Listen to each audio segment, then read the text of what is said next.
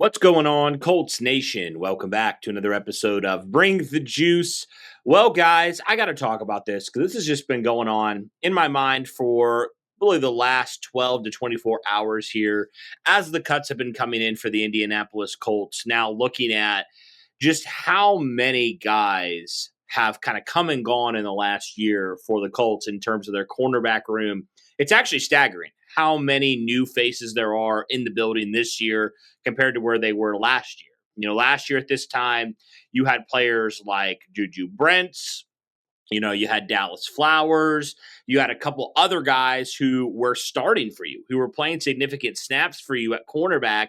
And we were pounding the table at this time last year, like, get more cornerbacks. You need more depth.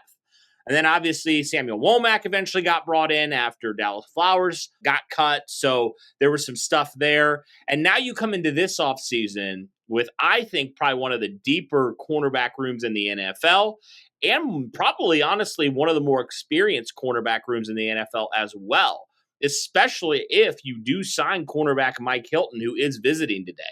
It's actually pretty staggering to me, guys, just how much of a difference there is in terms of movement in this group this year than there was last year. It's pretty wild to me. So I kind of want to talk about this here just really quick. So, you obviously signed Charvarius Ward in the offseason. He was a guy you brought in to be that number one outside corner. And then, you obviously drafted Justin Wally, who unfortunately got injured, there in the joint practice. And so he is out for the year. But then you brought in even more guys. You brought in Xavier Howard here a couple weeks ago. And, you just traded for Mekhi Blackman as well, a former third-round pick in 2023, and you may go sign Mike Hilton here today. And so really from who you had last year to this year, there's only two corners who are still on the roster, that being, of course, Kenny Moore, who's going to start, and then Jalen Jones, who we don't know kind of what his role is going to look like this year. But it's just kind of crazy to me, guys, and I think it goes back to Lou Anarumo has been in Chris Ballard's ear. He's really been in Chris Ballard's ear on what he wants. And, we talk about Chris Ballard and all the ways that he's failed as a GM, but I'll give him credit here. He's listened to Lou Anarumo. He has given him the pieces that he needs. And I often felt like, as bad as Gus Bradley was, it did feel like at times he didn't have the proper ingredients in order, to do what he needed to do. Now, again, you could push back on that and say Ballard listens to his guys. And so if Gus Bradley needed more players, he needs to tell Chris Ballard, which I totally understand that. But it is kind of wild nonetheless, however you feel on that.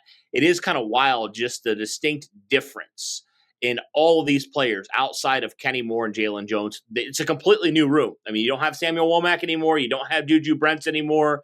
It's pretty crazy to me. But the Lou Anarumo, what he has done when he's come in, his voice has carried so much weight this season. It really has this offseason. And the Colts have just added so many new guys in that secondary. It's pretty insane, to be honest with you. But I think it's a good thing. It's a welcome change in a lot of different ways. I'm a firm believer you can never have enough corners.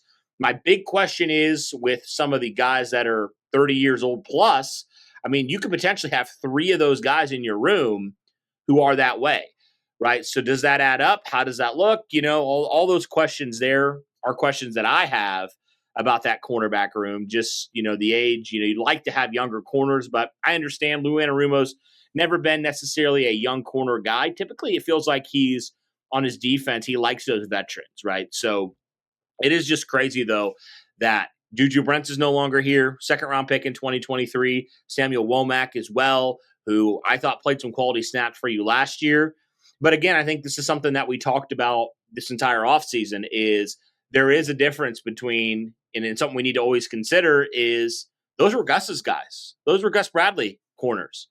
Now this is a Lou Anarumo corner, and you've seen him just have so much say, like I said earlier, on who he wants and the type of corners that he wants. So while it is a little bit surprising that Juju Brents didn't make it especially, it does make some sense. I mean, you need to get the corners that you feel like are going to help you out in the scheme that you need, and also you need them to be available. And frankly, Juju Brents has not been available at all in his first two seasons. Now going into year three, he even missed some time again. So it's so many injuries adding up, and that stuff happens. And frankly, when you're going out there, you need to be confident that you can have some guys that are going to be available. You just need to do that. So that's kind of where I sit right now, guys. But it's just kind of crazy also just how badly Chris Ballard missed in that 2023 draft with all these different players. I mean, it's just pretty insane, to be honest with you, now that Juju Brents is officially cut, and we'll see, does he clear waivers? Does he come back on the practice squad?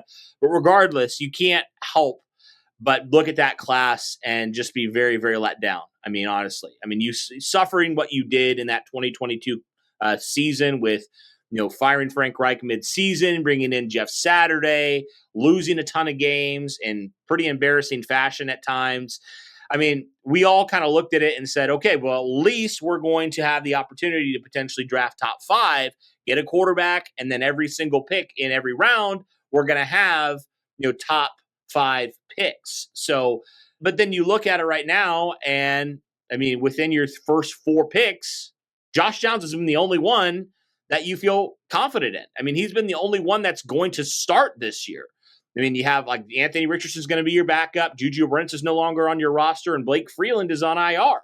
And even then, he probably wasn't going to, even be that third tackle. So just kind of crazy to me, guys, how poor that 2023 draft class was. You had 12 picks in that? You had like an historic amount of picks. And really, you only come away with it with 2 guys that potentially could start this year. That's pretty wild.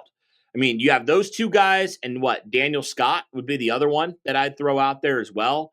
So just kind of crazy to me, guys, how that's looked for that class. It's very much of a letdown, but just wanted to kind of talk about the craziness in the cornerback room and also just that 2023 class. Because it's like I said earlier, it's been kind of going around in my mind here recently on a couple of those things. But yeah, I would be curious to hear your guys' thoughts. Just want to get mine out there. But let me know your guys' thoughts in the comments down below. That'll do it for this one, guys. Thanks so much. And as always, go Colts.